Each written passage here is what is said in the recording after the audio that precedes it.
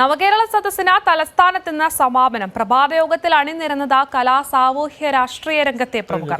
സാഹിത്യകാരൻ പെരുമ്പടവം ശ്രീധരൻ മുതൽ ചലച്ചിത്ര നടൻ ഇന്ദ്രൻസ് വരെ നവകേരള സദസ്സിന്റെ പ്രഭാതയോഗത്തിനെത്തി പൗരപ്രമുഖർ നൽകിയ നിർദ്ദേശങ്ങൾക്ക് പരിഹാരമുണ്ടാകുമെന്ന് ഉറപ്പ് നൽകി മുഖ്യമന്ത്രി പിണറായി വിജയൻ. നവകേരള സദസ്സിന് തലസ്ഥാനത്ത് സമാപനമാകുമ്പോൾ പ്രഭാതയോഗത്തിൽ അണിനിരുന്നത് കലാ സാംസ്കാരിക രംഗത്തെ പ്രമുഖരാണ്. യോഗത്തിൽ നിർദ്ദേശങ്ങൾ അവതരിപ്പിച്ച പ്രമുഖർ നവകേരള സദസ്സെന്ന നവീന ആശയത്തെ അംഗീകരിക്കുന്നതായി അറിയിച്ചു. ഒരു വളരെ ക്രിയാത്മകമായിട്ടുള്ള ഒരു സംരംഭമാണ് ഈ നവകേരള യാത്ര എന്നാണ് അതുമായി ബന്ധപ്പെട്ടുകൊണ്ട് പറയാനുള്ളത്. അഭിമാനമാണ്. അപൂർവമായ കൂടിച്ചേരലും അഭിപ്രായം പറയാനും അകൽച്ചയില്ലാതെ ചേർന്ന് നിൽക്കാനും കഴിയുന്നത് തന്നെ മനസ്സിലെ ഭയം അകറ്റാൻ പറ്റുന്നൊരു കാര്യമാണ്.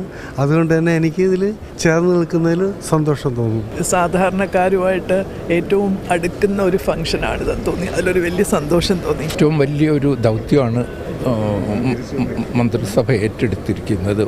എൻ്റെ ചെറുപ്പം തിരിച്ചു കിട്ടുന്നു. എനിക്ക് അതൊരു വലിയ സന്തോഷകരമായ ഒരു ആഹ്ലാദകരമായൊരു നിമിഷങ്ങളാണിത്. കേരളീയം എന്ന് പറയുന്ന ഒരു പരിപാടിയിലൂടെ നമ്മളെ എല്ലാവരും അത്ഭുതപ്പെടുത്തിയതുപോലെ തന്നെ നവകേരള സദസ്സ് ജനങ്ങളിലേക്ക് എല്ലാ മന്ത്രിമാരും ഒന്നിച്ചിറങ്ങി ചെല്ലുക എന്ന് പറയുന്നത് വളരെ സ്വീകാര്യതയും ആൾക്കാർ അത്രമാത്രം സന്തോഷത്തോടു കൂടി തന്നെയാണ് അതിനെ എതിരേറ്റത്.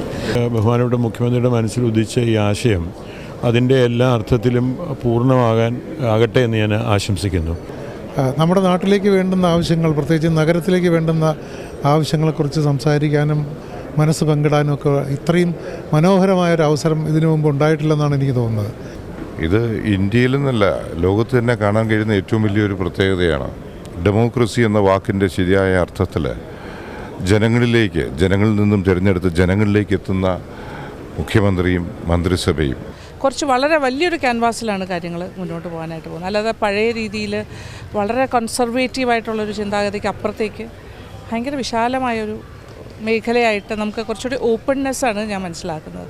അപ്പോൾ ഇതൊരു നല്ലൊരു രീതിയിൽ തന്നെയാണ്, പോസിറ്റീവായിട്ടാണ് ഞാൻ എല്ലാം കാണുന്നത്. അവസാന ദിവസവും UDFന്റെ ബഹിഷ്കരണ ആഹ്വാനങ്ങൾ തള്ളി കോൺഗ്രസിന്റെ മുൻ DCC അംഗവും ബാലരാമപുരം പഞ്ചായത്ത് അംഗവുമായ M. രവീന്ദ്രനും നവകേരള സദസ്സിൽ അണിനിരന്നു. കോൺഗ്രസിനെ സംബന്ധിച്ചിടത്തോളം ഒരു പിടിവെള്ളി ഇല്ലാത്തൊരു സാഹചര്യത്തിൽ അവർക്കൊന്ന് മുഖം മിനുക്കാൻ കിട്ടുന്ന ഏക അവസരമായിട്ടാണ് ഞാൻ കാണുന്നത്. പക്ഷേ എന്നെ സംബന്ധിച്ചിടത്തോളം എനിക്ക് വികസനവും ജനങ്ങളുടെ ക്ഷേമവുമാണ് വലുത്.